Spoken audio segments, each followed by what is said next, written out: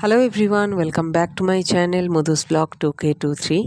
আশা করছি তোমরা সকলে ভালো আছো। এই মুহূর্তে আমি অনেকটাই রিকভার করে গেছি। এই কথাটা এই কারণেই বললাম, যারা আমাকে ডেইলি বেসিস ফলো করো ইউটিউবে তারা জেনে থাকবে যে আমি প্রেগনেন্ট ছিলাম এবং গত অক্টোবরে 30শে অক্টোবর আমার ছেলে হয়। তো সেইটা থেকে রিকভার করার জন্য অনেকটা টাইম, 3টে মাস আমার টাইম লেগে গেল। ইনফ্যাক্ট এই যে ভিডিওটা দেখছো এটা শুরুই হচ্ছে আমার ডেলিভারির আগে থেকে। রানা এই ঘর সাজানোর জিনিসটা অনলাইন আনিয়েছিল মিশো থেকে, সেটাই সাজানো হচ্ছিল এবং সাজাতে সাজাতে দেখো ভেঙেও ফেলেছিল। যাই হোক, সেটাও কোনো রকমে ম্যানেজ দিয়ে সাজানো হয়, কমপ্লিট করা হয়। তো যাই হোক, আমারও অনেকের মতোই ইচ্ছা ছিল, কারণ অনেকের চ্যানেলে আমি দেখেছিলাম যে নার্সিংহোমে ভর্তি হওয়া বা বিভিন্ন রকম ঘরে আসা, বাচ্চা নিয়ে ঘরে আসা, এই সবগুলো ভিডিও করা হয়েছে। আমার খুব ইচ্ছা ছিল, কিন্তু যেহেতু আমার ইউটিউব চ্যানেলের ক্ষেত্রে ভিডিও রেকর্ড থেকে শুরু করে এডিট থেকে ভয়েস ওভার সব কিছুই আমি করে থাকি, তাই আমার একার পক্ষে পসিবল ছিল না ওই প্রেগনেন্সি পেন ফিল করার পরেও, সহ্য করে নেওয়ার পরেও ওইগুলো ভিডিও করতে পারবো। এরপর ডাইরেক্ট চলে আসি আমি 21 দিনের আমার ছেলের ষষ্ঠী পুজোতে। তো সেদিন বাড়িতে অ্যাজ ইউজুয়াল অনেক লোক আসে, মা বোন সবাই আসে। এই যে বোন খেপিপোনা করছে, দেখতেই পাচ্ছ তোমরা। তো যাই হোক, সেইগুলোই তোমাদের সাথে আজকে শেয়ার করব।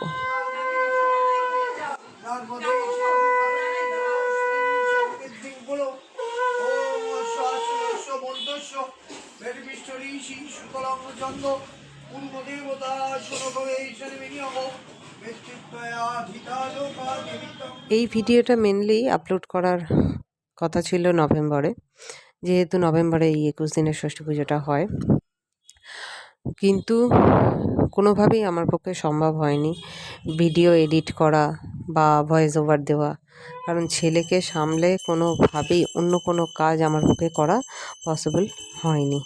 তাই নভেম্বর ডিসেম্বর মেনলি এই 2 মাস যা যা ঘটেছে সমস্ত ছোটো আকারে ভিডিওগুলো রেকর্ড করার পর জুড়ে একটা গোটা ভিডিও আমি আপলোড করছি। তাও সেটা 1 মাস, প্রায় জানুয়ারি মাসটা চলে গেছে এই মাসে, ফেব্রুয়ারিতে। কারণ এই মুহূর্তে তোমরা যারা এই সময়টা পেরিয়ে গেছো বা এই সময়ের মধ্যে দিয়ে যাচ্ছ, তারা খুব ভালো ফিল করতে পারবে। গোটা একটা সংসার সামলে, একটা ছোট্ট 3 মাসের বেবিকে সামলে কোনোভাবেই অন্য কাজ করা পসিবল হয় না। অ্যাটলিস্ট আমার পক্ষে তো পসিবল হচ্ছেই না। তো সেই জন্যেই নভেম্বর ডিসেম্বরের ভিডিও একবারে যাচ্ছে। Birthday to you, happy birthday to you, happy birthday dear wife, happy birthday to you. দেখতে দেখতে 32 বছর হয়ে গেল। বুড়ি হয়ে গেছি। বুড়ি না, আমার জন্য অন্তত বুড়ি না। যেমনটা বলেছিলাম যে নভেম্বর ডিসেম্বরের ভিডিও একসাথে যাচ্ছে। তো এখানে দেখতেই পাচ্ছ আমার বার্থডে সেলিব্রেশন হচ্ছে। আমার বার্থডে 2 ডিসেম্বর এবং রানার বার্থডে 6 ডিসেম্বর। তো দুটো বার্থডেই একসাথে সেলিব্রেশন করা হয়, মানে একসাথে মিন্স দিনের দিন সেলিব্রেশন করা হয় এবং এই ভিডিওতে অ্যাড করে দেওয়া হয়। এখানে দেখিয়ে দিচ্ছি যে 2 তারিখ বুড়ার তরফ থেকে এই গিফটটা আসে, এই গোলাপের তোড়াটা। গোলাপ আমি ভীষণ ভালোবাসি, আর তার সাথে চকলেট আর চকলেট ফ্লেভারের কেক। তো সেই দিনই এসেছিলো, সেটাই আমি তোমাদের সাথে শেয়ার করে নিচ্ছি। এখানে বলে রাখি, ছেলেকে নিয়ে আমি এতটাই পরিমাণে ব্যস্ত এই কারণেই বলছি, নভেম্বর আর ডিসেম্বর হসপিটাল থেকে বাড়ি আসার পর 2 মাস আমার বড় ননদ খাবারের পুরো ব্যাপারটা দেখে নেয়। মানে তার বাড়ি থেকেই দুবেলা খাবার আসতো, যেহেতু আমার এই সিচুয়েশন।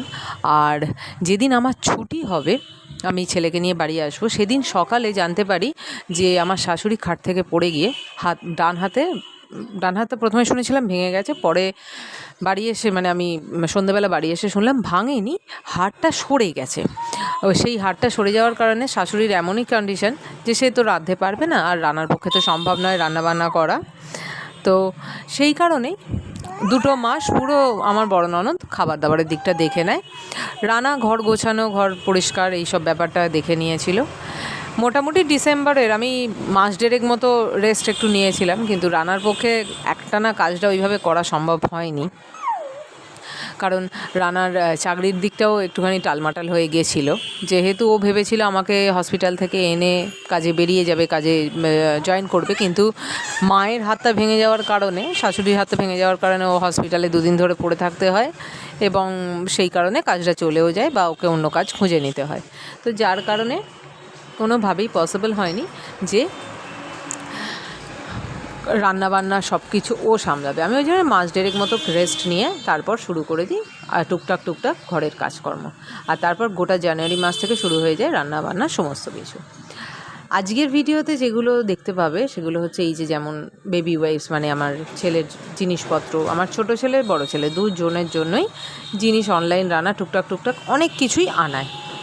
বেবি ওয়াইপস আনায়, মানে ওয়েট ওয়াইপসগুলো আনায়। তারপর এই যেটা ওপেন করছে সেটা একটা বিছানা মতন, একটা গদি, একটা বাচ্চার ইমোজি দেওয়া, একটা বালিশ আছে, একদম পাতলা বালিশ, 2টো বাস বালিশ আছে, মাথার বালিশ আর পাশ বালিশ। তো দেখতেই পাচ্ছ এই রকম টুকটাক প্রচুর জিনিস আসে। এবং সবথেকে আগে যেটা দেখিয়েছিলাম সেটা হচ্ছে একটা নেল কাটার, ইলেকট্রিক নেল কাটার। ওটা একদম 0 to 2 ইয়ার্স, এই বয়সের বেবিদের জন্য অ্যাপ্রোপ্রিয়েট। যারা প্রেগনেন্ট আছো বা যাদের বেবি হয়ে গেছে, দু তরফের ক্ষেত্রেই বলতে পারি যে এই জিনিসটা যারা এখনও পর্যন্ত কিনে উঠতে পারোনি বা কেনা হয়নি তারা কিনে নিতে পারো, কারণ বেবিদের জন্য এর থেকে সেফ জিনিস আর কিচ্ছু হতে পারে না। একদম হাইলি রেকমেন্ডেড জিনিস। আচ্ছা, যে বিছানাটা দেখলে সেটাও খুবই সুন্দর, সেটাও একদম নিউবর্ন বেবিদের জন্য খুবই ভালো জিনিস। এবার বলি যে আমি বড় ছেলে আর ছোট ছেলে দুজনের জন্যই জিনিস আনিয়েছিলাম। তো তার বাবা এইটা মানে সার্চ করেছিল অনলাইনে। ইউজুয়ালি আমার বড় ছেলেকে অ্যান্টিটিকের জন্য একটা spot on solution doctor suggest করেছে এবং সেটা দেওয়া হয়। তথাপি কারোর সাথে কোনো কম্প্রোমাইজ করতে চাই না বলে তার বাবা এই মেডিসিনের শ্যাম্পুটা অনলাইন অর্ডার করেছিল। সরি গাইজ, বাইরের নয়েজটা প্রচুর আসছে। এনিওয়েজ, এই শ্যাম্পুটা অর্ডার করেছিল এবং শ্যাম্পুটা আমার বড় ছেলের জন্য। এটা অ্যান্টিটিক সলিউশনের একটা শ্যাম্পু। আচ্ছা, নেক্সট চলে আসি। এটা একটা বেবি ক্যারি করার জাস্ট কম্বল মতো বলা যেতে পারে, টেডি বিয়ারের মতন। আমি যে ভয়েস ওভারটা করছিলাম সেই ভয়েস ওভারটা তোমরা যখন শুনছো হয়তো তোমরা শুনতে পাবে আমার কথার পাশাপাশি প্যারালালি আমার ছেলে কথা বলে চলেছিল। তো একটা সময়ের পর ওর আর পোষালো না। আজকে এই ভদ্রলোকের জন্মদিন, ওই জন্যে রাত্রি 12টায় তাকে উইশ করা হচ্ছে। এই তো কেক এসে গেছে। ভদ্রলোক বসে যান, ও মা পাশে বসো, বসো বসো। আর এই যে এটা আমার জন্মদিনে ছিল, এখনো আছে, কেক খাবার লোভে। এনাও ধরো। আজকে ছুরি দেয়নি দোকান থেকে, এনাও। চোরের নাক কাটা যাবে না, সেই ছুরি নাও। Happy birthday to you, happy birthday to you, happy birthday, happy birthday, happy birthday to you. বাতিটাকে নেভাবে গো।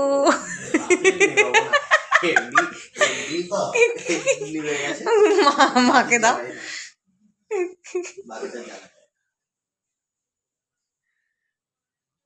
মা ওকে একটু দিয়ে দাও, ওকে একটু দাম মা দেবে তো। ও হ্যাঁ, বাঁহাতেই দাও, বাঁহাতেই দাও, ডানা তো ভাবে তুলতে পারবে না, লেগে যাবে। এই কত বড় হাঁ করে কেক খেয়ে নিচ্ছে দেখো। ভদ্রলোক আমাকে কেক খাওয়াচ্ছে। লোকজন তুমি তো লিস্টের বাইরে। আচ্ছা, পরে খাওয়াচ্ছি। আমার ছেলের আর পোষায়নি যে আমি ভয়েস ওভারটা কন্টিনিউ করি, তো যথারীতি কান্নাকাটি শুরু করে। এবং এই মুহূর্তে জানিয়ে রাখি যে এতটাই সময়ের আমার কাছে অভাব যে এই ভয়েস ওভারটা আমি 2 দিন আগে করেছিলাম এবং নেক্সট ভয়েস ওভার, এই আজকের ভয়েস ওভারটা করতে আমার মাঝে 2 দিন চলে যায়। তো যাই হোক, মাঝখানে তোমরা দেখেই নিলে যেমনটা বলেছিলাম যে আমার আর রানার দুজনেরই বার্থডে একই মান্থে, তো সেইগুলোই সেলিব্রেট করা হয়েছে। এবং যেমন ছোটোর জিনিসপত্র এসছে বা সেই ব্যাপারে তোমাদের সাথে ডিসকাস করলাম, তোমাদের সাথে আলোচনা করছি, সেরকমই বড়রও বেশ কিছু অ্যাক্টিভিটিস দেখিয়ে দিই। নাহলে তার তরফ থেকে আবার নালিশ আসবে হয়তো যে মাম্মা ছোটোকে পেয়ে বড়কে ভুলে গেছে। তো তার তো এই বোতল নিয়ে যতই দামি দামি খেলনা দেওয়া হোক না কেন, তার এই বোতল নিয়ে খেলনাটা মোটে অপছন্দের তো নয়ই, খুবই পছন্দের। আর এই খেলনাটা যদি না দেওয়া হয়, সে অন্যান্য জিনিস ধরে একটু ক্ষয়ক্ষতি করে ফেলে। তো যাই হোক, এখানে বলে রাখি, আজকের ভয়েস ওভারের জন্য তোমরা হয়তো অনেকেই বুঝতে পারবে যে আমার কোনো স্ক্রিপ্ট রাইট করা হয়নি, কারণ যেমনটা আমি বলেছিলাম সময়ের বড়ই অভাব এই মুহূর্তে। তো স্ক্রিপ্ট রাইট না করে যেহেতু আমি ভয়েস ওভার করছি, যে প্রবলেমগুলো আমি আগে ফেস করতাম, ফাম্বেল হওয়া বা এক কথা দুরকম হয়ে যাওয়া, মানে দুভাবেই চলে যাওয়া, এই সব কিছুই আছে। একটু এই ভিডিওটার জন্য আমি বলবো একটুখানি প্লিজ ক্ষমা ঘেন্না করে দিও। তো এখানে তোমরা দেখতেই পাচ্ছ আমার ডেলিভারির পর আমি মেকআপ করাতে ভালোবাসি বা মেকআপটা তৎসামান্য পারি। হ্যাঁ, আমি যে ট্রেনিং নেওয়া বা কোর্স কমপ্লিট করা ব্যাপারটা সেরকম নয়, কিন্তু তার মধ্যেও পারি কিছুটা। ওই কিছুটা দেখে দেখে শিখে শিখে চেষ্টা করি। তো সেখানে আমার বড় ননদ যখনই বিয়েবাড়ি বা কোনো অনুষ্ঠান বাড়ি যাওয়ার হয় আমার কাছে আসে। শুধু বড় ননদ বলে নয়, অনেকেই আসে। এবং আমার ডেলিভারির পর প্রথম বড় ননদ যাচ্ছিল ইয়েতে, বিয়েবাড়ি। তো সেইটাই এর জন্যই সাজাতে বসেছিলাম। তো তাকে আমি যতদিন ছেলে পেটে ছিল সে আইব্রো করেনি, কারণ যেহেতু আমি করিয়ে দিতে পারিনি, ছুরি কাঁচি আমার ধরা অ্যালাউ ছিল না। তো এখানে যথারীতি আমি বড় ননদকে সাজিয়ে দিচ্ছিলাম, আইব্রো করে দিচ্ছিলাম সমস্ত কিছু। আর রানা চা নিয়ে চলে এলো। রানা প্রথমে জানতো না যে আমি এগুলো ভিডিও করি। তো রানা হঠাৎ করে একবার জিজ্ঞেস করছে, এই যে দরজায় দাঁড়িয়ে দাঁড়িয়ে জিজ্ঞেস করছিল যে তুমি ভিডিও করছো? তো আমার বড় ননদ বললো হ্যাঁ, ও যখনই সাজায় ভিডিও করে নেয়, কারণ ও ইউটিউবে দেয়। এটা বড় ননদ জানে, বা বড় ননদের কোনো এইসব নিয়ে তাপ উত্তাপ নেই। তো আজকে আমার প্রেগনেন্সি নিয়ে আমি বিশেষ কিছু বলবো না, বা চাইছি না। পরবর্তীকালে এই প্রেগনেন্সি বা এই হসপিটাল যাওয়া, তার পরবর্তী সময়টা কেমনভাবে কাটিয়েছি নিশ্চয়ই বলবো, কোনো একদিন গল্প করব। আজকে ছিল এই ব্যাপারগুলোই। এবার বলি যে এর পরবর্তী ভিডিও কবে দিতে পারবো, আদৌ দিতে পারবো কি না এই কিছু দিনের মধ্যে, সেটা সত্যিই আমার জানা নেই। কারণ সময়টা কোনোভাবেই ম্যানেজ করতে আমি পারছি না। যেহেতু পুরোপুরি একার ওপর চলে, আগে শাশুড়ি সত্যি কথা সুস্থ ছিল যতদিন, ততদিন অনেকটাই হেল্প করেছে, কিন্তু আজকের ডেটে উনি মানে মন থেকে চাইলেও পারছেন না। ওনার শারীরিক কন্ডিশন অতটাও ভালো নেই যে উনি পারবেন সব কিছু নিজে হাতে এগিয়ে দিতে বা করে দিতে। তো আর আমিও চাইছি না, বয়সটা যথেষ্টই হয়েছে মানুষটার, এবং আমি চাইছি না যে আরও কিছু করতে গিয়ে মানুষটা অসুস্থ হয়ে যাক। কারণ এমনিই মামারকে, সেই একটা ৮০ বছরের বুড়োকে দেখা শোনা, সেই সব দায়িত্ব পালন করেই চলেছেন, সেখানে কোনো ছুটি নেই। তো সেই জায়গায় গিয়ে আমি কোনোভাবেই চাইছি না যে তার উপর আর কোনো জোর খাটাতে। তো সে যতটা সম্ভব পারে আসে, যখন এই বাড়ি আসে মামার বাড়ি থেকে, নিজের মতো করে বসে, রেস্ট নেয়, খাওয়া দাওয়া করে। আমি সেটুকুই চাই, নাতির সাথে থাকুক। তো সেই কারণে আমি জানি না নেক্সট ভিডিও কবে দিতে পারবো। আর আরও একটা বড় সমস্যা হচ্ছে স্টোরেজ প্রবলেম আমার ফোনেতেই কিছু। তো একটাই ফোন, জানি না স্টোরেজ প্রবলেমটা এত হিউজভাবে দেখা দিয়েছে যে ধারণার বাইরে। আমি চেষ্টা করছি ভিডিও কন্টিনিউটি এখন, আগে ভিডিওতে মানে আগের যে ভিডিওগুলো গেছে অনেকবার বলেছি যে হ্যাঁ ভিডিও কন্টিনিউটি আমি চেষ্টা করছি, তো হয়তো করতে পারিনি বা কখনো কখনো করেওছি, কিন্তু এখন যা কন্ডিশন আমি জানি না ভিডিও কন্টিনিউ কখন থেকে স্টার্ট করতে পারবো। আমার এটা ইচ্ছা আছে প্রত্যেক সপ্তাহে অন্তত 2টো করে ভিডিও দেওয়ার, কিন্তু এই জিনিসটা কবে থেকে স্টার্ট করতে পারবো আমি জানি না। যাই হোক, এখানে দেখিয়ে রাখি, আমি যখন কোনোভাবে পার্লার যেতে পারি না, একদমই পসিবল হয় না কোনো রকমভাবে, তখন বাধ্য হই নিজে ঘরেতে মেকআপ করার। এই ফেসের হেয়ার রিমুভাল বা নিজে চেষ্টা করে একটুখানি আইব্রোটা সেট করে নেওয়া। তো অনেকটাই হয়, অনেকটাই করতে পারি। অন্তত রানা দেখে বলেছে যে হ্যাঁ, অনেকটাই ঠিকঠাক আছে। কারণ নিজে অতটা বোঝা না গেলেও অন্যজন দেখলে সে অন্তত বলতে পারে যে হ্যাঁ, কিছু প্রবলেম আছে কিনা। তো রানা দেখে বলে যে না, ঠিক আছে অনেকটাই। এখানে বলে রাখি, ছেলেকে ঘুম পাড়িয়ে রেখে আমি কাজটা করছিলাম। আর আমার ছেলে ঘুমোলে মানে এতটাই সূক্ষ্ম ঘুম বাচ্চাদের হয়, পিন পড়ার আওয়াজ হলে উঠে পড়ে।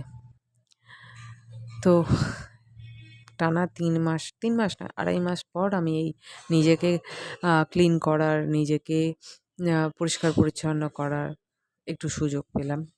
সেই পুরানা খান্ডার রেনোভেশন হচ্ছে, ব্যাপারটা এরকমই দাঁড়ালো। তো যাই হোক, খুবই সমস্যায় পড়েছিলাম।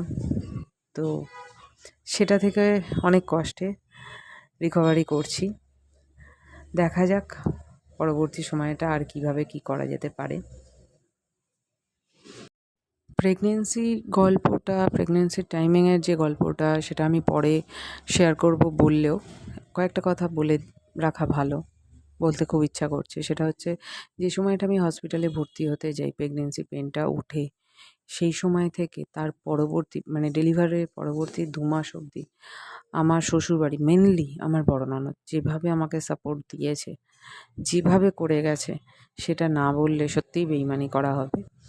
কারণ শ্বশুরবাড়ির তরফ থেকে আমি জানি না কত মেয়ে এরকম সাপোর্ট পেয়েছে, আমার সত্যিই জানা নেই। বাপের বাড়ির সাপোর্টে থাকবে, বা এর আগে যারা আমার ইউটিউব ভিডিও দেখেছো তারা জানো বুড়ার কথা। তো হ্যাঁ, অবভিয়াসলি বুড়া আমার একটা স্ট্রং সাপোর্ট, ঠিক আছে। কিন্তু শ্বশুরবাড়ির তরফ থেকে এরকম সুন্দর সাপোর্ট পাবো আমি সত্যি ভেবে দেখিনি। মানে আমার কল্পনার অতীত। কারণ তার পরবর্তী ২ মাস আমাকে রান্নাঘর আমি ভুলেই গেছিলাম। আমি জানিই না রান্নাঘরে যেতে হতে পারে বলে। সমস্ত কিছু আমার বড় ননদ। ইভেন আমি যখন হসপিটালে ভর্তি ছিলাম ১ সপ্তাহ, আশপাশে পেশেন্টের বাড়ির লোক দেখে ভেবেছে ওটা বোধহয় আমার মা। তো হ্যাঁ, সাপোর্ট যদি করার হয়, সত্যি কথা এরকমই করা উচিত। আমি আমার অনেক বন্ধুর শ্বশুরবাড়ি নিয়ে শুনি, তারা এই ধরনের সাপোর্ট পায় না। তবে তাদেরকে বাপের বাড়ির উপর ভরসা করতে হয়। কিন্তু হ্যাঁ, আমি সাপোর্ট এরকমই পেয়েছি। Thank you so much. আজকের মতো ভিডিও এই পর্যন্তই। আশা করছি তোমরা ভিডিওটা ভালোই এনজয় করেছো। অনেক কিছু ইনফরমেশন আমি তোমাদের সাথে শেয়ার করলাম। আশা করব অনেকেরই হেল্প হতে পারে। আমার ভিডিও দেখতে থাকো। জানি না কমপ্লিট করে উঠতে পারবো কিনা, মানে কন্টিনিউ বজায় রাখতে পারবো কিনা, তো চেষ্টা করছি। আর এভাবেই সাপোর্ট দিতে থাকো। আশা করছি ইন ফিউচার আরও ভালো ভালো ভিডিও, আরও ভালো ভালো কন্টেন্ট দিতে পারবো, এবং সপ্তাহে ২টো করে ভিডিও দিতে পারবো, যেটা অ্যাকচুয়ালি আমি চাইছি। আপাতত এই পর্যন্তই। Thank you. Lots of love to you. Keep following, and please like, comment and share. Subscribe my channel. It's all about free. Thank you. Bye bye.